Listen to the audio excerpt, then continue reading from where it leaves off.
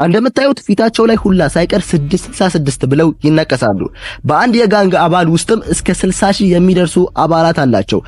ማናቸው እነዚህ የጋንግስተር አባላት ንቅሳት በንቅሳት ሆነው በዚህ በኤል ሳልቫዶር ከፍተኛ ስቃይ በተሞላበት እስር ቤት ውስጥ የሚሰቃዩት የጋንግ ቡድኖች እንዴትስ ሊያዙ ቻሉ የሚለው ይሆናል የዛሬ ቪዲዮአችን።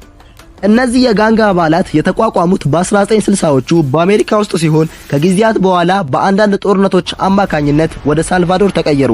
ሳልቫዶርም የሱስና የጉቦ ሀገር ስለነበረች ለስራቸው በጣም ተመቻቸው። በሀገሪቱ ውስጥም የነበሩት ሁለት የጋንግ ቡድን አባላት ሲሆኑ ኤም30 እና 18ኛው ጎዳና ወይም 18 ስትሬት ይባላሉ። በተለይም 18 ስትሬቶች በግልጽ የኢሉሚናንቲ አባል ናቸው። እንደምታዩት ፊታቸው ላይ ሁላ ሳይቀር 666 ብለው ይነቀሳሉ።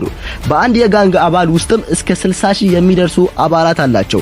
ሁለቱም የጋንግ አባላት እርስ በርሳቸው ጠላት ሲሆኑ በጭራሽ አይዋደዱም። ከተገናኙ በቃ መገዳደል ነው ስራቸው። በነገራችን ላይ ጋንግስተር ማለት ለማታውቁት የከተማ ውስጥ አሸባሪ ማለት ነው። ስራቸው መግደል፣ መዝረፍ፣ መድፈር፣ አደንዛዥ እጾችን መሸጥ፣ በተለይም ቆንጆ ሴቶችን በግድ ሴተኛ አዳሪ እንዲሰሩ ያደርጓቸዋል። ገንዘቡም ገቢውም የሆነው ለነሱ ነው።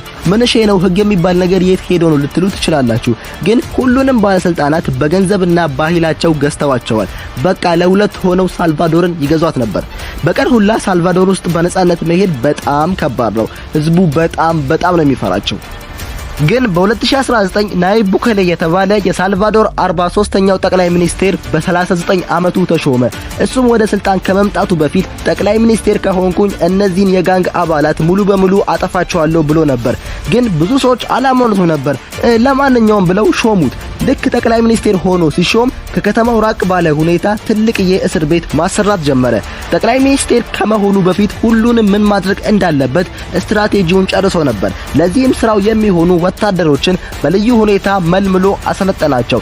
ብቁ በሚባል ደረጃ እስኪደርሱ ድረስ አሰለጠናቸው። ከዛም ከስሩ ያሉ ኃላፊዎችን አንድ በአንድ አባሮ በአዳዲስ ተካቸው። ምክንያቱም እንዳሉ የጋንግስተሮቹ ስለነበሩ ከስራ አሰናበታቸው። በቀጣይም በልዩ ልዩ ሁኔታ ያሰለጠናቸውን ወታደሮች ጋንጎቹን እንዲያድኑ አንድ በአንድ አሰማራቸው። ለደህንነታቸውም ሲባል ሙሉ በሙሉ ተይዘው እስኪያልቁ ድረስ ወታደሮቹን በፊታቸው ማስክ እንዲያደርጉ አደረጋቸው። እምቢ ብለው እምቡርምቡር የሚሉትን ደግሞ እንዲሾቱ አዘዘ። በአጭር ጊዜ ውስጥም እነዚህን ሁለት አባላት በቁጥጥር ስር ማዋል ቻለ። ምክንያቱም እነዚህ የጋንግ አባላት መደበቅ እንኳን አይችሉም። ምክንያቱም ንቅሳት በንቅሳት ስለሆኑ ፊታቸው ላይ ሁላ ሳይቀር በዚህ መልኩ ስለሚነቀሱ በአጭር ጊዜ ውስጥም ሙሉ በሙሉ ሁለቱንም የጋንግ አባላት አስገባቸው። በመጀመሪያ ደረጃ እስር ቤቱ የተሰራው 40 ሺህ እስረኞችን ለማስገባት ነበር። ግን ከቅዱ በላይ አድርጎ ከ65 ሺህ በላይ እስረኞችን አስገባ። በአንድ እስር ቤት ክላስ ውስጥም 80 አልጋዎች ሲኖሩት እሱ ግን በአንድ ክላስ ውስጥ 100 እስረኞችን ነው ያስገባው። የቀሩት 20 እስረኞች አልጋ እየተቀያየሩ ነው የሚተኙት። በነገራችን ላይ አልጋ ስላችሁ ፍራሽ ምናምን ያለው እንዳይመስላችሁ። ከስሩ ምንም አይነት ነገር የሌለው ባዶ ብረት ብቻ ነው። እንዲሁም ለመቶ እስረኞች ሁለት ሽንት ቤት ብቻ ነው የተዘጋጀው። እሱን እየተቀያየሩ ነው የሚጠቀሙት። ማለትም ዛሬ ሽንት ቤት ገባችሁ ማለት ተራ የሚደርሳችሁ ቀጣይ ከ100 ሰዎች በኋላ ነው ማለት ነው።